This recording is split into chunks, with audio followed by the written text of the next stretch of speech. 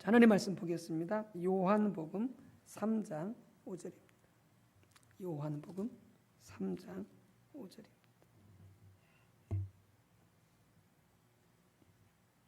요한복음 3장 5절. 네, 같이 합독하시겠습니다. 예수께서 대답하시되 진실로 진실로 내게 이르노니 사람이 물과 성령으로 나지 아니하면 하나님의 나라에 들어갈 수 없느니라. 또 빌립보서 2장 1절입니다. 빌립보서 2장 1절. 네, 같이 합독하시겠습니다.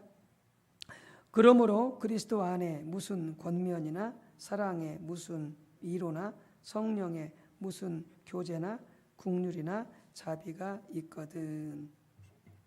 아멘. 우리가 지금 6일내 성령에 의한 삶에 대해서 함께 살펴보고 있습니다. 우리의 신앙생활은 철저하게 성경 말씀의 토대 위에서 네 가지가 조화를 이루는, 그래서 믿음에 의한 삶, 은혜에 의한 삶, 성령에 의한 삶, 십자가에 의한 삶, 이 네 가지의 삶이 말씀의 토대 위에서 조화를 이루는 그런 신앙생활이다. 그런데 이 모든 것들은 결국 주님과 동행하고 주님과 교제하는 삶을 위한 그런 토대가 되겠습니다. 그래서 하나하나 지금 살펴보고 있는데, 지금 오늘 살펴보는 것은 성령에 의한 삶입니다.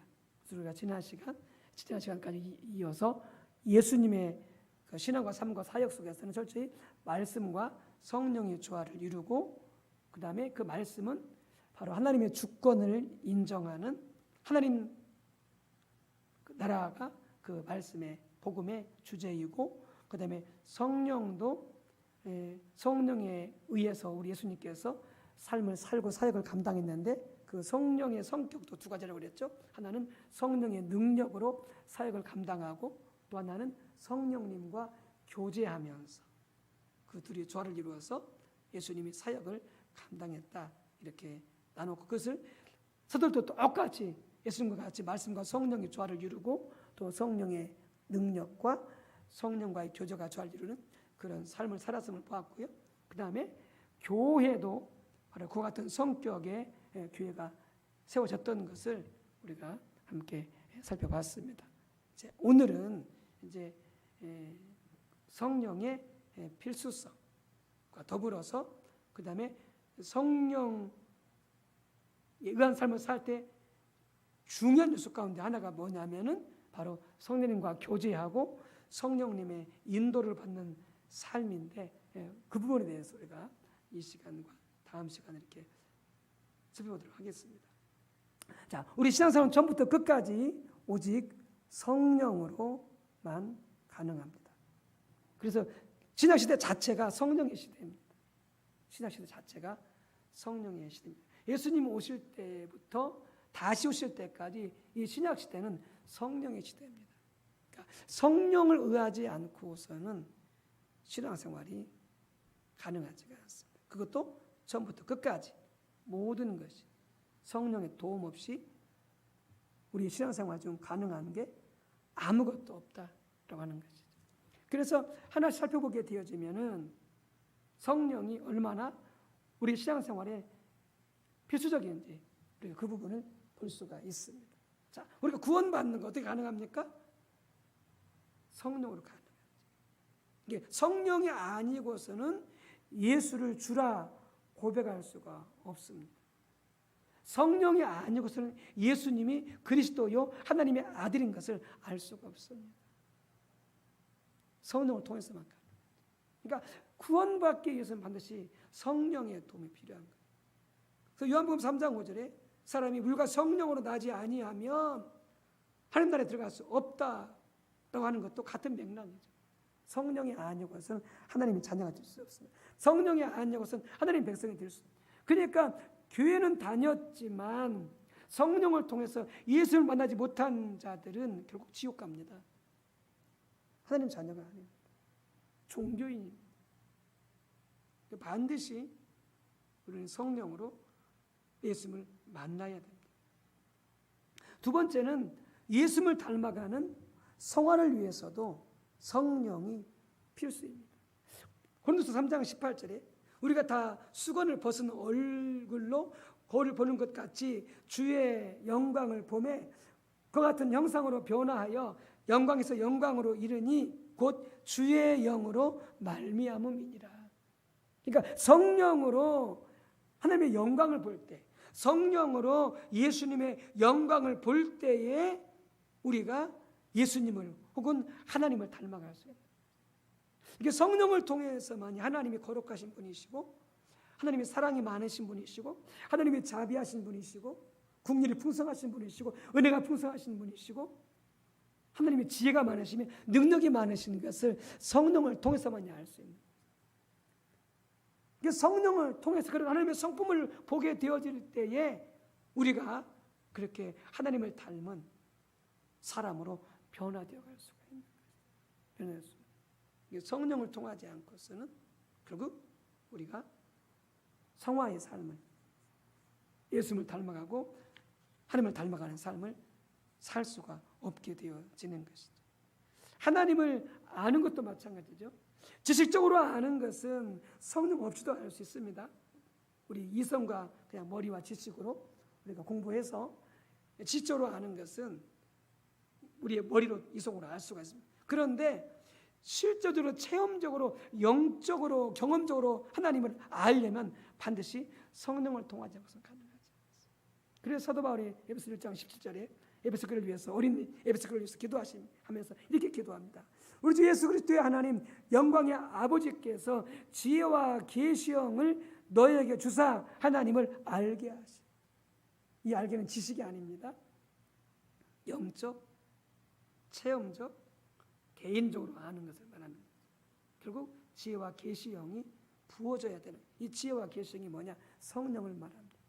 성령만이 지혜와 계시형을 줄 수가 있는 것입니다. 하나님의 뜻을 알 수 있는 것도 마찬가지입니다. 성령만이 하나님의 깊은 뜻을 알 수가 있습니다.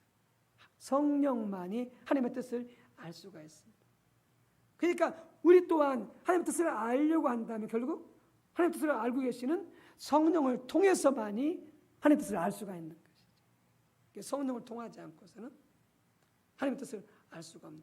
그래서 고린도전서 2장 10절에 오직 하나님의 성령으로 이것을 우리에게 보이셨으니 성령은 모든 것, 곧 하나님의 깊은 것까지도 통달하시느니라 이렇게 되어 있는 것이죠. 성령만이 하나님의 깊은 뜻을 알 수가 있는 거죠. 우리가 성령을 통할 때 성령으로 말미암아 그런 하나님의 깊은 뜻을 우리가 알 수 있게 되어지는 거예요. 우리가 성령을 통하지 않고서는 하나님의 뜻을 알 수가 없는 것이죠. 우리의 사역도 마찬가지입니다. 우리의 사역을 우리가 일반적으로 이해할 때에 우리가 주님을 위해서 뭔가를 하겠다고 계획을 세워서 주의를 하는 것이 우리의 사역이라고 이해하는데 성경이 말하는 사역은 그렇지가 않습니다. 지금 전도통에서 볼 때도 결국 사역은 뭐냐? 바로 아버지가 원하는 것을 하는 것이 사역이에요. 하나님이 계획하신 것을 하는 것이 바로 사역입니다. 그러니까 예수님께서도 뭐라고 말씀하셨습니까? 내가 아버지로 말미암지 않고서는 아버지께서 보이지 않으시면 나는 아무것도 할 수 없다 말씀하셨다는 것이 바로 그 뜻인 것이죠. 그런 말씀. 그러니까 예수님은 자기 어떤 일을 위해서 자기 사역을 위해서 예수님 오시지 않으셨어요. 예수님은 아버지의 일을 이루시기 위해서 아버지의 사역을 이루시기 위해서 이 땅에 오셨던 것이죠. 그래서 요한복음 5장 19절 20절에 말씀하잖아요. 아들이 아버지께서 하시는 일을 보지 않고는 아무것도 스스로 할 수 없나니. 아들 예수님은 아버지께서 하신 일을 보고 했다는 거죠. 어떻게 봐요?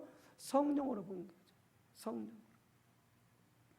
그래서 20절 이렇게 말씀합니다. 아버지께서 아들을 사랑하사 자기가 행하시는 것을 다 아들에게 보이시고 이렇게 말씀. 그래서 아버지는 성령으로 예수님에게 아버지의 일을 알려주신 것이죠. 그러니까 예수님께서 겟세마네 동산에서 그 십자가의 고통, 십자가 고난을 받기를 원하지 않으셨지만 예수님은 기도하시면서 그 모든 십자가의 고난과 형벌을 받는 것이 아버지 뜻인 것을 알게 되죠. 어떻게 해요? 성령을 통해서 하는 거죠. 성령을 통해서. 그리고 그 일에 예수님은 아들은 동참하셔서 십자가 지시고 고난 당하시고 온 세상을 구속하시고 3일 만에 부활하시죠. 그게 아버지 일이죠. 이 땅에 오셔서 십자가 지시고 부활하신 그 역사, 그 모든 것보다 아버지의 일인 것이죠. 그 아버지의 일을 예수님이 이루신 것이죠. 그게 사역입니다. 하나님이 원하신 일을 하는 게, 성령님이 원하시는 일을 하는 게 그게 사역입니다. 우리가 그렇게 하나님이 원하신 일을 알기 위해서는 그리고 뭐가 필요합니까? 성령이 필요합니다. 사역을 위해서. 여섯 번째, 우리 믿음을 위해서도 성령이 필요하죠. 로마서 10장 10절 우리가 잘 아는 말씀이죠. 사람이 마음으로 믿어 의에 이르고 입으로 시인하여 구원에 이르느니라. 그러니까 입으로 시인하는 것, 그다음에 머리로 믿는 것은 성령이 필요하지 않습니다. 성령이 필요하지 않아요. 나는 예수님을 믿습니다. 그 예수님 하나님의 아들이다 이렇게 우리가 지적으로 믿고 입술로 시인하는 것은 성령의 도움 없이도 가능해요. 그러니까 영접 기도했다 해서 다 구원받는 게 아니에요. 영접 기도했다 할지라도 성령이 역사하지 않았으면 아직 하나님의 자녀가 된 게 아닌 거죠. 물론 우리가 영접 기도는 권면해야 되고 하긴 해야 되겠지만, 그래서 영접 기도할 때, 그가 복음을 들을 때 성령을 통해서 예수님을 알게 되고 믿게 되도록 충분한 기도가 필요한 거예요. 복음을 전하기 위해서, 또 전하기 전에 충분한 기도가 필요한 거죠. 성령이 임하셔서 역사해 주시도록. 그래서 예수님을 믿기 위해서도, 믿음을 갖기 위해, 하나님을 믿기 위해서도 결국 뭐가 필요하냐? 성령의 조명이 필요한 거예요. 성령이 알게 해주세요. 그래서 우리가 성령으로 하나님을 아는 것만큼, 예수님을 아는 것만큼 하나님을 믿고 예수님을 믿을 수 있게 되어지는 것이죠. 성령을 통해서 하나님을 알고 성령을 통해서 예수님을 믿는 것만큼, 아는 것만큼 예수님을 믿고 그리고 하나님을 믿을 수 있게 되어지는 것이죠. 결국 믿음 생활을 위해서도, 예수님 영접뿐만이 아니라 믿음 생활을 위해서도 결국 무엇이 필수이다? 성령이 필수다라고 하는 것이죠. 성령이 필수다. 여러분, 예배를 위해서도 마찬가지입니다. 결국 빌립보서 3장 3절 말씀, 하나님의 성령으로 봉사함이, 이 서비스가 그 예배하다는 말씀이거든요. 하나님의 성령으로 예배하며, 이렇게 사도 바울이 권면하거든요. 뭘로 예배하라? 성령으로 예배하라.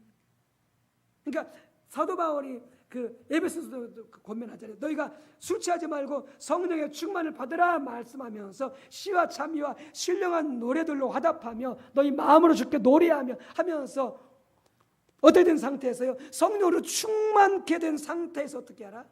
찬양하라 말씀합니다. 마음으로 노래하라 이렇게 말씀하거든요. 그러니까 찬양, 예배 결국 성령으로 하지 않고서는 하나님이 받지 않으십니다. 반드시 영으로 드려진 예배가 되어져야 되는 것이죠. 여러분, 그러니까 성경 2장에 보게 되죠. 120분도가 성령을 기다리고 애들이 힘써 막 기도하잖아요. 또 늘 기도 그렇게 예수님 수련하시고 나서 그들 함께 모여서 막 찬양하고 막 기도하잖아요. 그래서 어떻게 됩니까? 그 찬양과 그 기도가 응답이 되어져서 그 마가다락 방언에 뭐가 임해요? 성령이 임합니다. 성령이 임해요. 여러분, 사도행전 10장 24절을 보게 되어지면은 베드로가 고넬료 가정을 방문하게 되죠. 성령의 인도를 따라, 하나님의 인도를 따라 가서 고넬료 가정에 가서 그가 복음을 전합니다. 말씀을 전합니다. 그때 뭐가 임합니까? 거기에 성령이 임합니다. 예배는 성령으로 드려져야 되는 것이죠. 성령이 임하시고, 성령이 운행하시고, 성령이 선포를 뒷받침하시고, 성령이 말씀을 들을 때 깨닫게 해주시고, 성령으로 예배가 가능한 거죠. 여러분, 기도도 마찬가지입니다. 그러니까 성령의 도움 없이 기도 가능하지 않아요. 우리가 기도에 대해서도 지금 이 말씀을 지금 주일날 나누고 있습니다만은, 우리가 지난 시간도 말씀을 나눴습니다만은, 에베소 6장 18절 항상 성령 안에서 기도하고 있잖아요. 항상 성령 안에서 기도하라. 이런 점에서 방언기도는 참 유익하죠. 방언기도는 유익합니다. 방언은 성령의 은사니까. 어쨌든 뭐 방언으로 기도하든 우리말로 기도하든 성령 안에서 기도하라고 하는 거죠. 왜 그러느냐? 우리는 하나님 앞에 어떻게 기도해야 될지를 모른다는 거죠. 무엇을 기도해야 될지를 모른다는 거죠. 로마서 8장 26절에 이와 같이 성령도 우리 연약함을 도우시나니 우리는 마땅히 기도할 바를 알지 못하나. 우리 연약함이 뭐냐? 어떻게 기도할지를 모른다는 거예요. 무엇을 기도할지 모른다는 거예요. 이걸 성령께서 우리 연약함을 아신다는 거예요. 그래서 뭐라고 말씀하시냐? 오직 성령이 말할 수 없는 단식으로 우리를 위하여 친히 간구하시느냐, 이렇게 말씀하고 있잖아요. 성령께서만이 우리를 도와주셔서 마땅히 기도할 바를 할 수 있도록 성령께서 도와줄 수 있다는 거죠. 성령께서. 아까 말씀드렸잖아요. 성령께서만이 하나님의 뜻을 알 수 있게 해주신다고. 그럼 기도가 뭐예요? 하나님 뜻대로 기도하는 게 기도거든요. 내가 원하는 것, 내 소원하는 게 기도가 아니고, 물론 간구의 이런 양식을 위한 기도도 있지만 근본적인 기도의 정의는 뭐냐? 하나님의 뜻을 붙잡고 기도하는 거잖아요. 예수님도 그랬었고, 모세도 그렇고, 다윗도 그렇고, 바울도 그렇고, 모든 하나님의 사람들이 기도할 때 뭐 붙잡고 기도했느냐? 하나님 뜻을 붙잡고 기도했거든요. 하나님 목적을 붙잡고 기도했어요. 그게 기도의 정석입니다. 그게 기도의 정의입니다. 결국 하나님 뜻을 붙잡고 기도하려면 결국 성령을 통하지 않고서는 기도 가능하지 않은 거예요. 그리고 기도도 뭘 통해서? 성령으로 통해서만 기도가 가능하게 되어지는 거죠. 여러분, 영적 전쟁도 마찬가지입니다. 그래서 6장 17절 말씀, 구원의 투구와 성령의 검, 곧 하나님의 말씀을 가지라. 성령의 검이 뭐라고요? 하나님 말씀. 이런 마태복음 4장에 보게 되지만 마귀가 예수님 40일 금식하고 나서 예수님을 시험하잖아요. 뭐 떡을 만들라, 그 다음에 높은 데로 데리고 올라가서 온 세상과 영광을 보여주면서 마귀처럼 이 모든 영광을 다 주겠다, 뭐 그러면서 또 높은 데서 뛰어내려라, 하나님께서 천사를 시켜서 받아줄 것이다, 이렇게 하면서 마귀가 예수님을 시험하잖아요. 근데 예수님이 그 하나하나 마귀의 시험에 대해서 뭘로 다 마귀를 물리쳐요? 말씀. 그때 예수님이 어떤 상태였어요? 성령 충만한 상태였거든요. 성령 충만한 상태. 그러니까 결국 마귀를 이길 수 있는 그 검이 뭐냐? 하나님 말씀인 거죠. 성령을 통하여 깨달은 하나님의 말씀. 바로 그것이 뭐다? 그것이 성령의 검이다 라고 하는 거예요. 제가 저녁에 교회 오기 전에 이제 밥 먹으러 이제 갔거든요. 말씀 준비하다가 밥 먹으러 가가지고 이제 잠깐 뉴스를 보는데, 뉴스를 보니까 지금 현재 좀 경제 상태가 어렵잖아요. 계속 지금 금리를 오르고 인플레된 상태고, 그러면서 이게 앞으로 좀 계속 갈 거라고 하고, 또 경제가 어려질 거라고 그러고, 그래서 소비 심리가 위축이 되어지고 하는 방송을 쭉 하는 거예요. 갑자기 제 마음속에 염려가 오는 거예요. 제 마음속에 근심을, 이렇게 경제가 오르지 못하게 해야지, 오르지면 안 되는데 하면서 이 염려가 온 거예요. 이걸 지나갔어요. 그런데 다시 또 이렇게 교회 와서 막 찬양하고 이렇게 하나님을 바라보고 있는데 그게 깨달아졌어요. 실은 내가 염려할 게 아닌데 하나님 우리 모든 필요를 다 하시고, 지금까지도 뭐 경제가 어렵든지 힘들고 어렵든지 항상 하나님이 다 채우시고 함께 해주셨는데, 그래서 찬양하다가 회개하고 하나님 앞에 올려드리니까 마음이 편해져가지고 이렇게 찬양을 드렸거든요. 그게 뭐겠어요? 하나님 얼굴을 구하고 하나님 바라보고 막 찬양할 때에 내 마음에 성령께서 조명해 주신 것이죠. TV를 보다가 염려가 두려웠던 것이 죄인 것을 깨닫게 해주시고, 그래서 회개하고 순간적으로 하나님께서 올려드리고, 걱정하지 말아라. 아무리 굉장히 힘들고 어려울 때도 하나님께서 다 채우시고 공급하셨는데 염려하지 말라. 그 믿음이 오면서 다 이렇게 마음이 평안해지더라고. 이게 뭐 이게 성령 검인 거예요. 성령 검인. 성령께서 우리에게 깨닫게 하시는 그 말씀을 붙잡아야 마귀가 염려를 통해서 우리를 공격하는 그 마귀의 공격을 물리칠 수가 있게 되는 것이죠. 물리칠 수 있게 돼요. 성령의 검을 가지고, 그리고 성령을 통해서만 가능한 거죠. 10번째, 우리의 회개를 위해서도 보다 결국 성령이 필요하다는 거예요. 물론 우리가 어느 정도는 또 뭐 다는 아니지만 우리의 어떤 그 사고를 통해서도 우리 죄를 깨달을 수 있긴 해요. 이렇게 하나님의 은혜로, 또 어떤 양심의 찔림을 통해서. 근데 어떤 것은 정말 성령께서 가르쳐 주셔야 돼요. 또 성령께서 깨닫게 해주셔야 돼요. 그러니까 죄인 줄 알고 회개할 수 있게 되는 거죠. 그래서 요한복음 16장 7절 8절 이렇게 말씀하죠. 그러나 내가 너희에게 실상을 말하노니 내가 떠나가는 것이 너희에게 유익이라. 내가 떠나가지 아니하면 보혜사가, 보혜사는 성령을 말씀하시는 거죠. 보혜사가 너희에게로 오시지 아니할 것이요, 가면 내가 그를 너희에게 보내리니 그가 와서 죄에 대하여, 의에 대하여, 심판에 대하여 세상을 책망하리라. 이렇게. 그러니까 마귀는 뭐예요? 마귀는 우리가 죄를 지었을 때 우리를 정죄하죠. 우리를 정죄하는 게 마귀거든요. 그런데 성령이 오심을 어떻게 해요? 죄를 깨닫고 애통하면서 회개하게 하는 것이죠. 성령께서 회개하게 하신 거예요. 결국 회개도 보다 결국 성령이 오셔야만이 진정한 회개가 가능하게 되어지는 것이죠. 진짜 회개가 가능하게 되죠.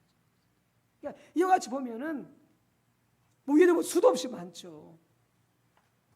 우리 모든 신앙생활 속에 결국 성령이 오시지 않으시면 이게 가능하지 않아요. 가능하지 않아요. 그러니까 우리가 어떻게 되겠어요? 늘 예수님의 말씀처럼 성령을 구해야 되는 거예요.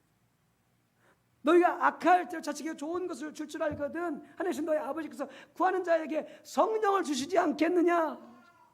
성령을 주시지 않겠느냐? 그래서 우리는 뭘 구해야 된다? 성령을 구해야 된다. 늘 성령 충만하도록, 성령의 기름을 주시도록, 성령의 은혜를 주시도록 늘 성령을 구해야 된다. 사모하고 성령을 갈망하고 성령을 구하고 늘 시시각각 뿐만이 아니라 우리가 어떻게 되겠어요? 계속 하나님을 찾고 구해야 되겠죠. 예배와 기도와 말씀을 통해서 우리는 늘 하나님을 찾고 구해야 되겠죠. 왜? 너가 간절히 나를 찾으면 어떻게 한다고요? 내가 너희를 만나주겠다라고 했잖아요. 이렇게 약속하셨잖아요. 너가 나를 찾으면 내가 만나주겠다. 어떻게 만나줘요? 성령으로 만나주시는 것이죠. 성령으로 찾아와 주시는 것이죠. 그래서 부지런히 뭐 해야 돼요? 하나님을 찾아야 돼요. 예배, 기도, 말씀을 통해서. 그래서 우리의 신앙생활이 바로 철저히 성령이 위한 삶을 살아가는 우리 모든 성도님들이 우리 안양 소망교회가 그렇게 성령을 의지하고 그리고 성령의 기름 부음을 사역을 감당하고 또 성령과 교제하면서 성령 인도를 따라 사는 그런 정말 성령이 필수인 그런 교회로 세워지는 우리 모두가 다 되어주시기를 주의 이름으로 축복합니다.